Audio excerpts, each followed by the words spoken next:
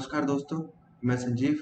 आज आपके लिए पॉलिटी का एक छोटा सा पार्ट लेके आया हूँ जिसमें मैं आप लोगों के साथ डिस्कस करने वाला हूँ कॉन्स्टिट्यूशनल डेवलपमेंट या फिर जिसे हम लोग historical background of Indian constitution के चैप्टर के नाम से भी जानते हैं।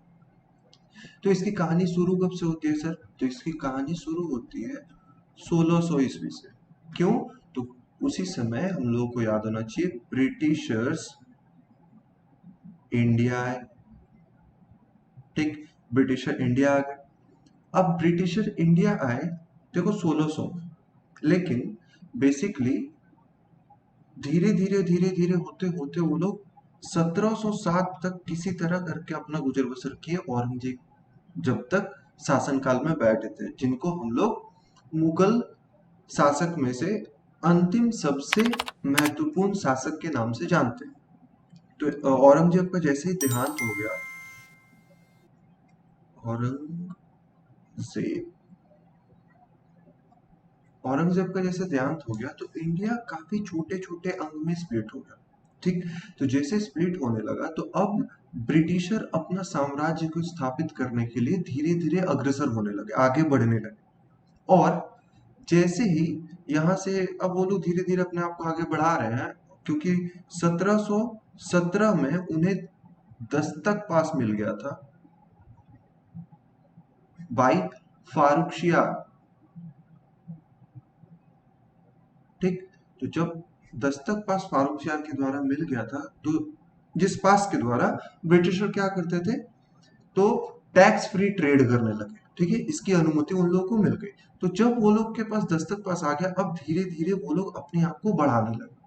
तो आपको याद होगा कि 1757 बैटल ऑफ प्लासी। ठीक, उसके बाद और एक लड़ाई हुई थी 1761 में, बैटल ऑफ पानीपत। फिर 1764 में और एक लड़ाई हुई थी, बैटल ऑफ बक्सर। इसके बाद क्या हुआ कि 1765 में दीवानी राइट दीवानी राइट जो है वो आ गया किन के पास? अंग्रेजों के पास। किस किस एरिया का? तो उड़ीसा का, बंगाल का एंड बिहार का। तो ये काफी बड़े बड़े प्रोविंस हुआ करते थे उस समय के समय। तो जैसे ही दीवानी राइट आ गया, अब वहां से ईस्ट इंडिया कंपनी अपने वर्चस्व को धीरे धीरे बढ़ाने लगी। और जब वो अपना वर्चस्व बढ़ाने लगे तो प्रॉब्लम क्या हुआ जिसकी वजह से ये डेवलपमेंट होना चालू हुआ है? तो उस प्रॉब्लम की वजह से ही डेवलपमेंट होने लगा। प्रॉब्लम ये था कि जो ईस्ट इंडिया कंपनी थी, ईस्ट इंडिया कंपनी का रेवेन्यू बहुत जनरेट हो रहा है, लेकिन कंपनी जो है वो डेथ में जा रही थी और वहां के जो एडमिनिस्ट्रेटिव ऑफिशियल्स थे वो लोग रिच होते जा रहे थे। ठीक, तो यहाँ पे ब्रिटिशर्स मतलब ब्रिटिश गवर्नमेंट को लगने लगा, अरे ये कैसा प्रॉब्लम है भाई, यहाँ की एडमिनिस्ट्रेटिव जो ऑफिशियल्स है ये तो काफी पैसे वाले होते जा रहे हैं और कंपनी बहुत गरीब होता चल रहा जा रहा है, ऐसा क्यों? तब यहाँ पे ब्रिटिश गवर्नमेंट के द्वारा एंसरेबिलिटी के लिए पहली बार एक्ट लाया गया जिसे हम लोग जानते हैं फर्स्ट रेगुलेटिंग एक्ट के नाम से, जो आया था 1773। ठीक, तो यहां से अब बेसिकली हम लोगों का कॉन्स्टिट्यूशनल डेवलपमेंट शुरू हो रहा है। चाहे वो जो कॉन्स्टिट्यूशनल डेवलपमेंट हम लोगों के लिए मतलब हम इंडियंस के लिए बनाई गई हो, या फिर उनके एडमिनिस्ट्रेटिव कन्वीनियंस के लिए, ताकि वो लोग ईस्ट इंडिया कंपनी को अच्छे से चला पाए और वहां से जो भी रेवेन्यू आए उसका कोई कलेक्शन ब्रिटिश गवर्नमेंट तक अच्छे से पहुंच जाए। इसकी आंसरेबिलिटी के लिए पहली बार फर्स्ट रेगुलेटिंग एक्ट लाया गया 1773 के बाद। तो यहां से डेवलपमेंट शुरू होता है हमारे कॉन्स्टिट्यूशन का और धीरे धीरे करते हुए कॉन्स्टिट्यूएंट असेंबली तक पहुंचता है और कॉन्स्टिट्यूएंट असेंबली में भी बहुत सारी बातें ली गई है बाय द ब्रिटिश कॉन्स्टिट्यूशन और बहुत सारी बातें ली गई है जो एक्ट्स हमारे ऊपर लगाई गई थी। ठीक, इसका सबसे बेहतरीन एग्जांपल हो जाएगा गवर्नमेंट ऑफ इंडिया एक्ट 1935 का। वहां से हमारे जो प्रेजेंट कॉन्स्टिट्यूशन है उसका लगभग 50 से 60% गवर्नमेंट ऑफ इंडिया एक्ट 1935 से ही फॉलो किया गया है। ठीक, तो चलो अब हम लोग शुरू करते हैं पेज बाय पेज।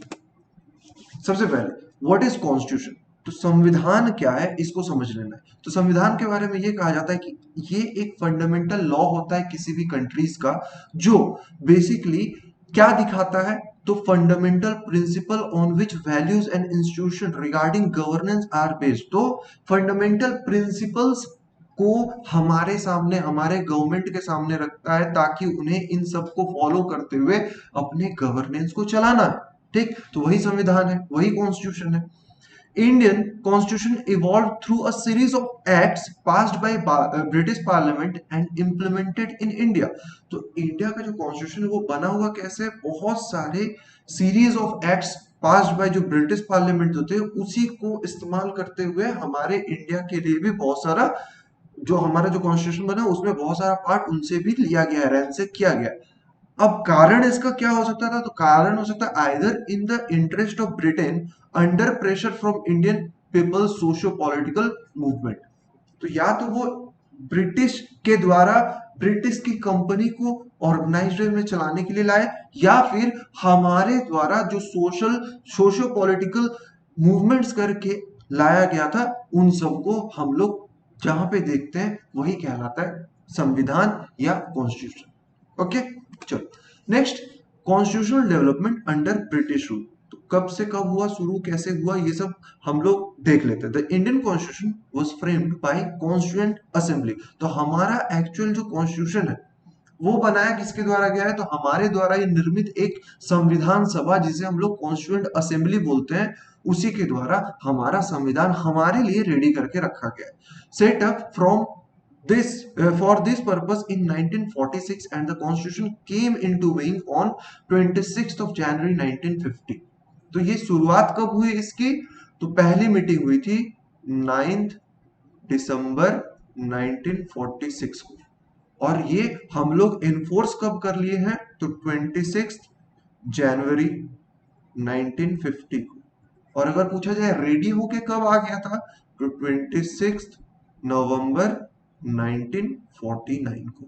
और उसी दिन से हम लोग संविधान दिवस या कॉन्स्टिट्यूशन डे के हिसाब से 26 ऑफ नवंबर को मानते भी हैं, जिसका उल्लेख हम लोग प्रियम्बल में भी देख सकते हैं, प्रस्तावना जिसको हम लोग कहते हैं, जिसका पुराना नाम ऑब्जेक्टिव रेजोल्यूशन हुआ करता था, जो जवाहरलाल नेहरू के द्वारा पहली बार प्रस्तावित किया गया था संविधान सभा के समक्ष या कॉन्स्टिट्यूएंट असेंबली के सामने। However, the various provisions and feature of constitution have their roots in the British administration, which introduced modern governance structure in India। तो हम लोग को यहाँ पे ये भी बताया जा रहा है कि संविधान में बहुत सारे प्रोविजंस जो हैं वो उनका रूट अगर हम लोग देखना चाहें तो वो हम लोग को मिलेगा कहाँ, तो ब्रिटिश एडमिनिस्ट्रेशन में, जो हम लोग प्रेजेंट सिनेरियो में भी बहुत सारी चीजों को इस्तेमाल करके अपना गवर्नेंस चला रहे हैं। Beginning from 1765 when the East India Company obtained the Deewani right, जो राइट के बारे में बता रहा था, कहाँ कहाँ का, बंगाल का, बिहार का एंड उड़ीसा का, कब तक लिया था, 1947 तक। अब दीवानी राइट किसके किसके ऊपर था, तो इकोनॉमिक एंड लेजिस्लेटिव राइट। ठीक, तो दोनों टाइप का राइट इन लोगों के पास था। अब यहां से वो लोग धीरे धीरे धीरे धीरे करके इंडिया को अपना कॉलोनी बनाने के लिए शुरू कर दिया।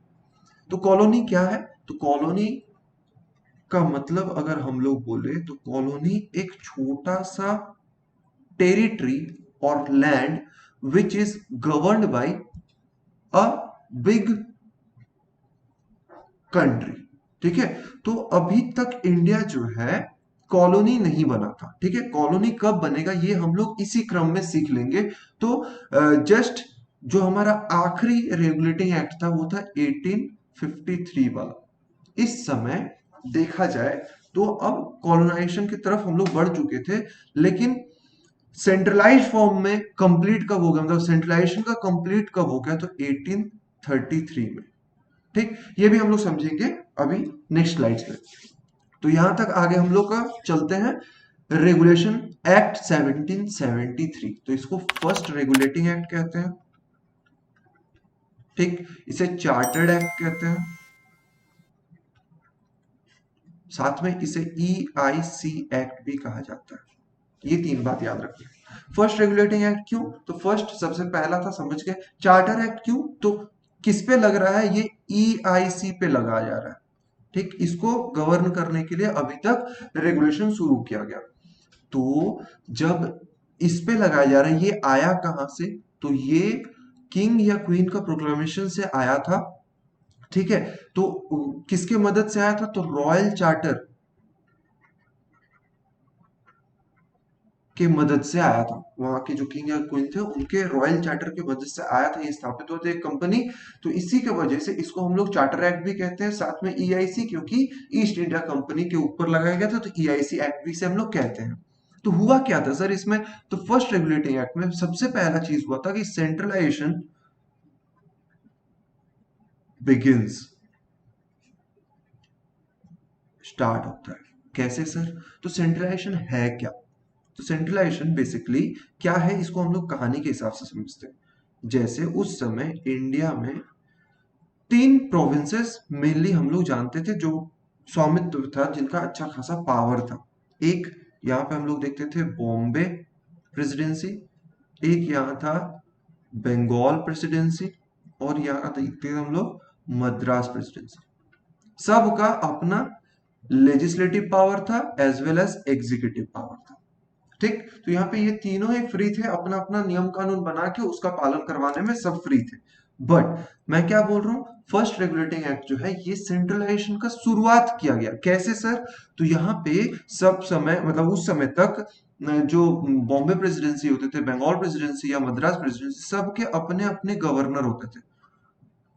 Governor of Bengal, governor of Madras, governor of Bombay, ऐसे करके होते थे। बट इस समय पहली बार ये हुआ कि बॉम्बे प्रेसिडेंसी का पावर और मद्रास प्रेसिडेंसी का पावर रिड्यूस करके दे दिया गया किसे? गवर्नर ऑफ बंगाल को। और इन्हें अब कहा जाने लगा गवर्नर जनरल ऑफ बंगाल। ठीक, तो देखो यहां से मैं क्या बोल रहा हूं, बिगिंस हुआ है, कंप्लीट नहीं हुआ है, बिगिंस हुआ है। कंप्लीट कब हो जाएगा? तो कंप्लीट हो जाएगा 1833 में। कैसे हो जाएगा ये हम लोग समझेंगे धीरे धीरे। ठीक है, तो यहां तक आई गेस तुम लोगों को समझ में आ गया होगा कि यहां से सेंट्रलाइजेशन शुरू कैसे हुआ। ठीक, तो सेंट्रलाइजेशन तो हम लोग अब देख चुके हैं, यहाँ पे शुरू हो चुका है। अब यहाँ पे पढ़ के समझ लेते क्या क्या हुआ। तो यहाँ पे देखो, this was the first step taken by the British government to control and regulate the affair of the East India Company in India. It designated the governor of Bengal as the governor general of Bengal. तो यहाँ पे अब governor of Bengal को governor general of Bengal बना दिया गया। क्यों बना दिया गया, इसके पीछे की कहानी मैं तुम लोगों को समझा चुका हूं। फिर क्या है, फर्स्ट गवर्नर जनरल कौन थे, ये क्वेश्चन पूछा जाता, तो नाम हम लोग को याद रखना है, लॉर्ड वॉरेन हेस्टिंग थे first governor general of Bengal. It subordinated the governor of Bombay and Madras to governor Bengal general of Bengal. तो ये सबऑर्डिनेट कर दिया किनको, मतलब इनके द्वारा अब आंसर दिया जाएगा किनको? गवर्नर जनरल ऑफ बंगाल को। ठीक है, this led to concentration of power under the governor general and his subordinate, resulting in rampant corruption and weakening of command structure of lower level। तो जैसे हम लोग जानते हैं, एक वर्ड होता है सेंट्रलाइजेशन और एक होता है डिसेंट्रलाइजेशन। ठीक, तो अभी हमारा जो प्रेजेंट सिनेरियो में 2021 में बैठ के जो हम लोग बात कर रहे हैं, तो अभी हमारा यहाँ पे डिसेंट्रलाइज्ड फॉर्म ऑफ गवर्नमेंट चल रहा है। क्यों सर? क्योंकि देखो हमारे एक एक विलेज में विलेज पंचायत भी है। ठीक, तो विलेज पंचायत का अपना कुछ पावर है। तो यहाँ पे पावर डिस्ट्रीब्यूशन जो है वो एकदम सुप्रीम लेवल से एकदम लो लेवल तक है। तो ये डिसेंट्रलाइज्ड फॉर्म में, बट यहाँ पे क्या हो रहा है कि बाकी सबका पावर समेट के एक व्यक्ति को दे दिया जा रहा है। तो उस चीज को हम लोग क्या कहते हैं? Centralisation of power. और सबका पावर को लेके बांट दो, उसको क्या कहेंगे? तो डिसेंट्रलाइजेशन ऑफ पावर। तो अभी देखो हमारे इंडिया में बहुत सारे राज्य, 28 राज्य, 28 राज्य के अलग अलग सीएम है, सबका अपना अपना पावर है। तो यहाँ पे डिसेंट्रलाइजेशन ऑफ पावर चल रहा है। बट उस समय क्या, तो 1773 में सेंट्रलाइजेशन ऑफ पावर शुरुआत किया गया। इसी के क्रम में हम लोग देख पा रहे हैं governor of Madras and Bombay ये सबऑर्डिनेट बना दिए किसके, तो गवर्नर जनरल ऑफ बंगाल जो उस समय के थे वॉरेन हेस्टिंग्स। ये इतना बात याद रखना पड़ेगा। अब इसके वजह से जब यहाँ पे ये देख पा रहे हो ना, इसके वजह से क्या हुआ कि पूरा मैनेजमेंट में थोड़ा हिलडोल आ गया। कैसा, तो देख रहे हैं हम लोग कहानी शुरू कहां से हुआ था, तो अंग्रेज की कंपनी जो है वो डेप्थ में जा रही थी पर ऑफिशियल्स ग्रो हो रहे हैं, उसको देख रेख करने के लिए रेगुलेटिंग एक्ट ला के रखा गया।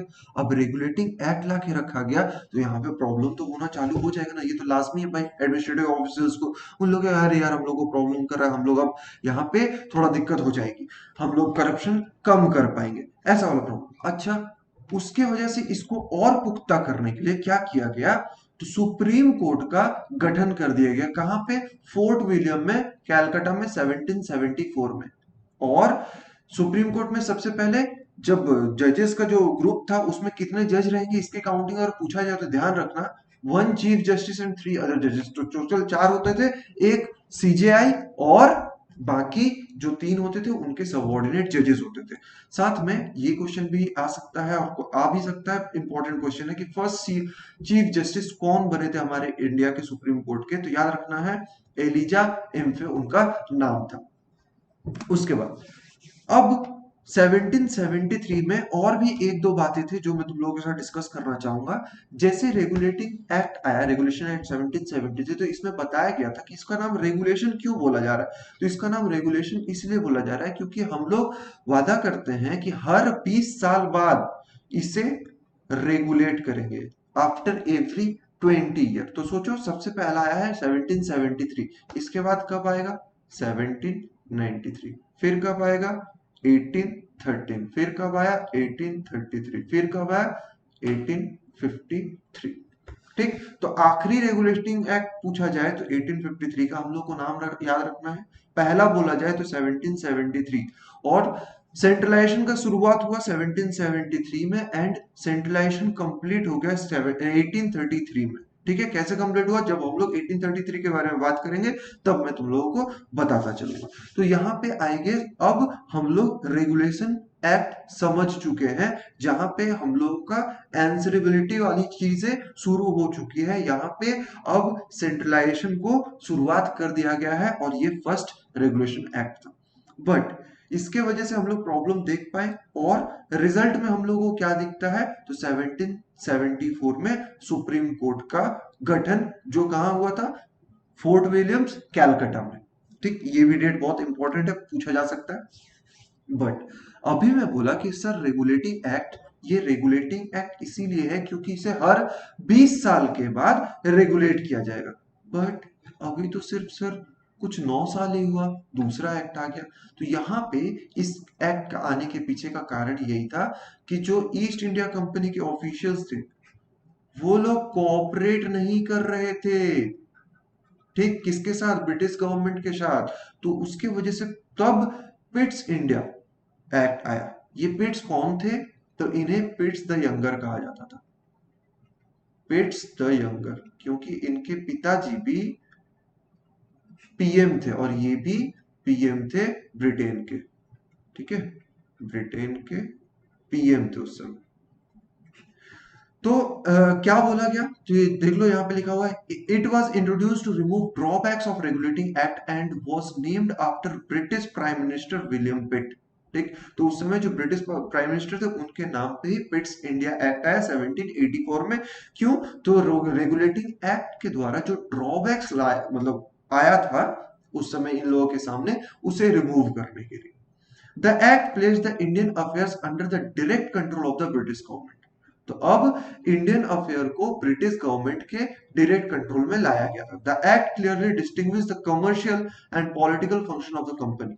तो एक्ट क्या किया, तो डिस्टिंग्विश कर दिया political and commercial function of the company, and उसके लिए दो संस्थाएं बना दिया जो देख रेख करेंगे, एक था बोर्ड ऑफ कंट्रोल और दूसरा था बोर्ड ऑफ डायरेक्टर्स। ठीक, तो बोर्ड ऑफ डायरेक्टर्स क्या करने वाले थे, तो बोर्ड ऑफ डायरेक्टर्स जो थे वो कॉमर्शियल अफेयर्स को संभालते, और बोर्ड ऑफ कंट्रोल क्या करने वाले थे सर, तो ये लोग करने वाले थे पॉलिटिकल अफेयर्स को कंट्रोल। ठीक, It was the Pitt's India Act 1784 that the company's territory in India were called the British possession in India for the first time. तो ये क्वेश्चन भी पूछा जा सकता है कि ब्रिटिश इंडिया का जो पोजीशन था वो, सॉरी, ईस्ट इंडिया कंपनी का जो पोजीशन था उसे ब्रिटिश इंडिया का पोजीशन कब से कहा जाने लगा, कौन सा एक्ट रिस्पॉन्सिबल है इसके लिए? तो हम लोग को याद रखना है पिट्स इंडिया एक्ट 1784, जो किनके नाम पे आया था? विलियम पिट, जो उस समय के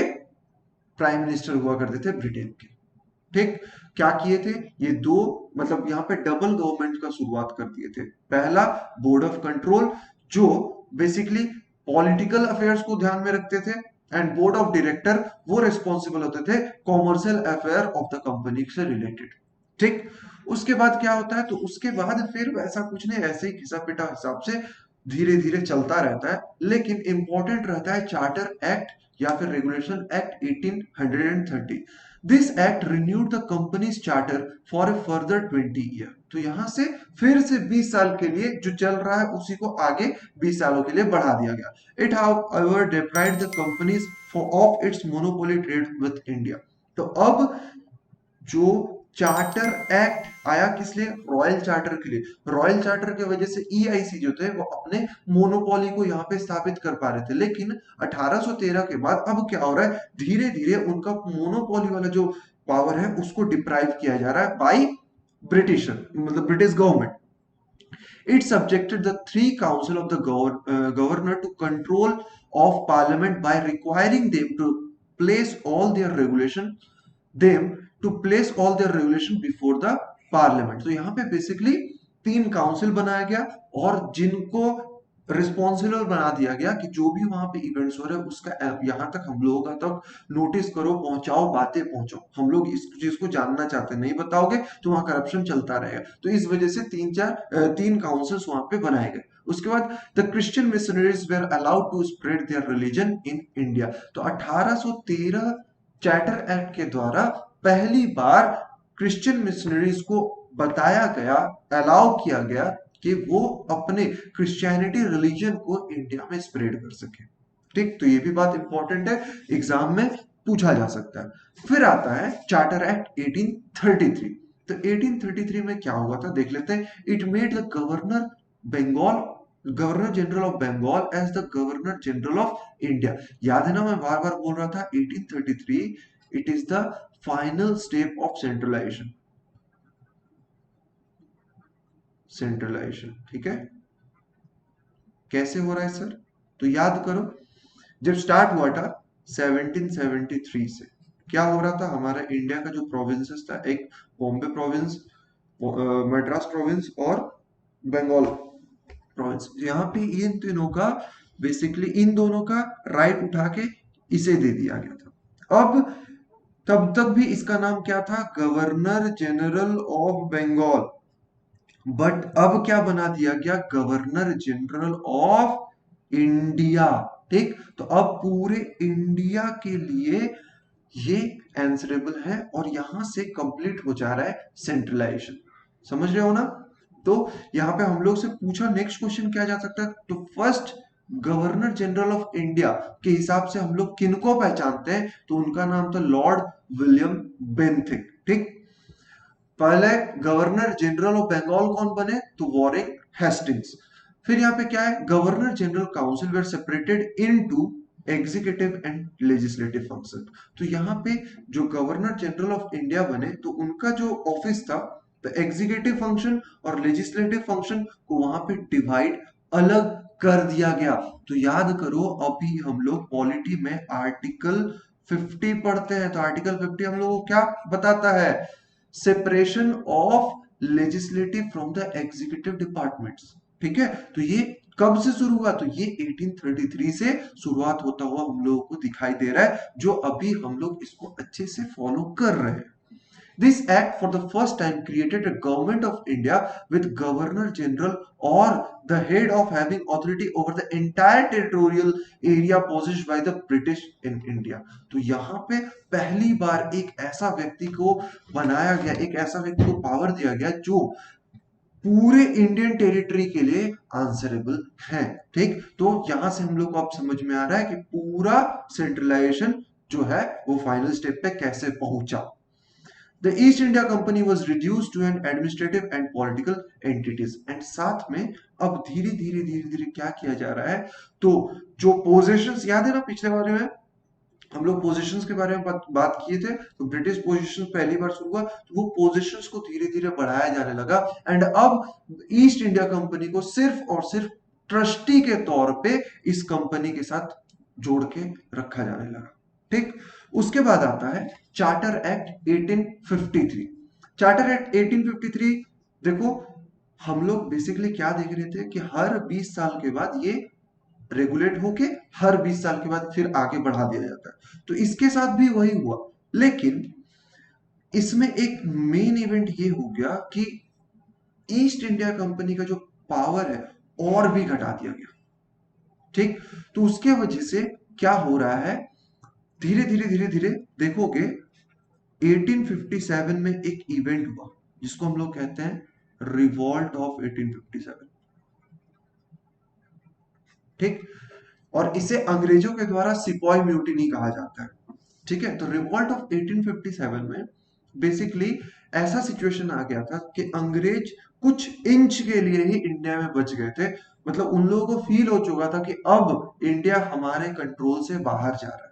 ठीक, बट 1857 का फेल होने का सबसे बड़ा कारण अगर पूछोगे तो क्या था, तो सबसे बड़ा कारण था कि इसमें जितने सारे गुट बने थे, मतलब जो ग्रुप्स बने थे जो ब्रिटिशर्स के अगेंस्ट में जा रहे थे, उनका कारण, लड़ाई का कारण एक नहीं था, और एक कारण ना होने की वजह से सफलता नहीं मिल सकती है, तो एकता में ही बल है जो बात होता है, वो यहाँ पे भी हम लोगों को देखने को मिलता है कि उस समय एकता की कमी थी, इसी वजह से 1857 जो था वो फेल हो गया था। ठीक, तो यहाँ पे बहुत सारी बातें हैं 1857 से रिलेटेड, वो जब मैं हिस्ट्री की क्लासेस लूंगा तब मैं रिवॉल्ट ऑफ 1857 के बारे में अच्छे से आप लोगों के साथ डिस्कस करूंगा। लेकिन जब 1857 हुआ तो इसका पॉलिटिकल जो क्या बोलेंगे इम्पैक्ट हमारे देश पे क्या पड़ा, तो यहाँ पे अब देख लिया ब्रिटिशर्स ने कि यहाँ पे कंपनी एक्ट जो है इससे कुछ होने वाला नहीं है, हम लोगों को यहाँ पे अपना ही कुछ करना पड़ेगा। तो यहाँ पे जस्ट रिवॉल्ट का एक साल के बाद ही इन ईयर ऑफ 1858 तो गवर्नमेंट ऑफ इंडिया एक्ट 1858 पहली बार गवर्नमेंट ऑफ इंडिया एक्ट बोल के आया। ठीक, तो वहां से धीरे धीरे मतलब अब क्राउन रूल का शुरुआत होता है, जो चलता है कब तक, टिल 1947, जब तक हम आजाद नहीं हो गए थे। तो यहाँ पे सबसे पहले हम लोग देख लेंगे 1853 हम लोगों को क्या क्या चीज सिखाने की कोशिश कर रहा है। It provided for a new legislative council of governor general comprising of 6 new members called legislative councillors. ठीक है, तो यहाँ पे पहली बार गवर्नर जनरल लेजिस्लेटिव काउंसिल बनाया गया जिसमें 6 मेंबर करके डाला गया। This council came to known as Indian central legislative council, and यहां पे हम लोग देख पा रहे हैं कि इंडियन का भी इंक्लूडिंग किया जा रहा है, मतलब उन्हें भी इंक्लूड किया जा रहा है इन सब काउंसिल्स में। It introduced a system of open competition on the basis for the recruitment of civil servant। तो यही वो एक्ट है जहां से जिस चीज की प्रिपरेशन हम लोग कर रहे हैं आईएएस पीसीएस इन सब का, तो यहां से अब civil services examination, open civil services examination का रिक्रूटमेंट शुरू किया गया। कब से, तो 1853 चार्टर एक्ट से। बट इसकी नींव कब डाली गई अगर ये बात पूछा जाए तो हम लोग को याद रखना है इसके जस्ट पहले वाला एक्ट 1833 में सबसे पहली बार प्रोपोजल डाला गया था about open competition of civil services. ठीक है, open competition of civil services. ठीक है, तो यहां पे सबसे पहली बार 1833 में ये प्रपोजल डालेगी, बट उस समय स्ट्रॉन्ग ऑपोजिशन की वजह से इसे कैंसिल आउट कर दिया गया, और अब फिर लेटर ऑन आफ्टर 20 इयर्स यहाँ पे गवर्नेंस को देखो ऐसा क्यों हो गया था, और यहाँ पे मैं बोला ना बहुत मजबूत ओपोनेंट की वजह से 1833 वाला कैंसिल हो गया। तो एक्चुअली हो क्या रहा था कि देखो ओपन कंपटीशन यहाँ पे, अब ओपन कंपटीशन इसको क्यों बोल रहे हैं, मतलब ओपन टू ऑल हो जाएगा, लेकिन उससे पहले क्या था, तो उससे पहले था कोविनेंटेड सिविल सर्विसेज, तो उसमें हाई रैंक के सिविल सर्विसेज होते थे, और वहां पे पहुंचने के लिए, मतलब उस पोजीशन पे पहुंचने के लिए आपको एक कॉलेज हुआ करते थे, हेलेबरीज।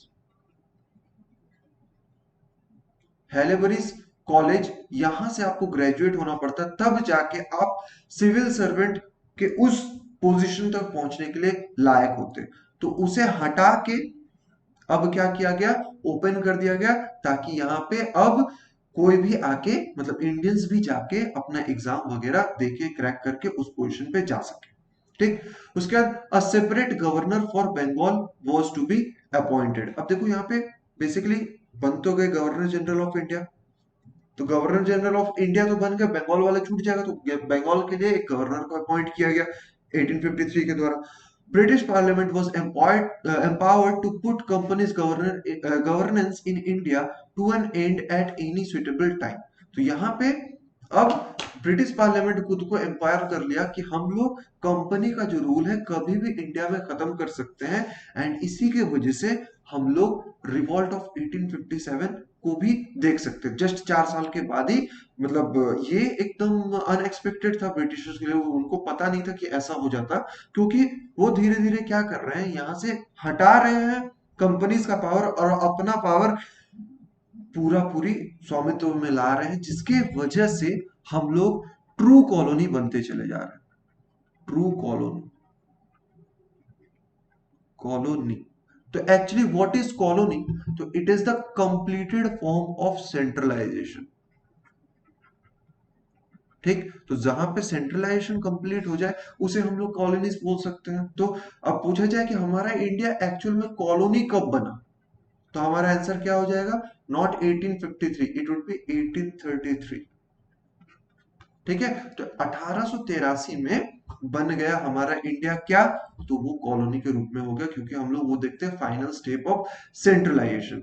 अब आगे की जो पढ़ाई है, मतलब गवर्नमेंट ऑफ इंडिया एक्ट 1858, यहां से एक अलग ही रूल जो हम लोग देख पा रहे थे, ईस्ट इंडिया कंपनी के लिए रूल, जो रूल आ रहे थे, जो एक्ट्स आ रहे थे, इन सब को हम लोग ग्रुप के हिसाब से डाल सकते हैं कि इसमें कंपनी रूल में।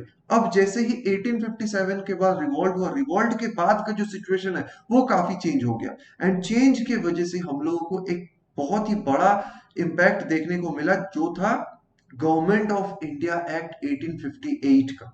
वहां से हम लोग अगले क्लास में कंटिन्यू करेंगे। तो यहाँ पे मैं इस वीडियो को एंड करता हूँ। आई गेस ये वीडियो आप लोगों को पसंद आया होगा। अगर आप लोग मेरे चैनल पर नए हो तो चैनल को सब्सक्राइब कर लो, इस वीडियो को लाइक भी कर दो, एंड अपने दोस्तों से शेयर भी कर लो, ताकि वो लोग भी आपकी तरह पढ़ाई वढ़ाई कर सके। आई होप आप सबको ये वीडियो पसंद आया होगा। मिलते हैं हम लोग ऐसे कोई अच्छे वीडियोस में, तब तक के लिए thank you, have a nice day, जय हिंद।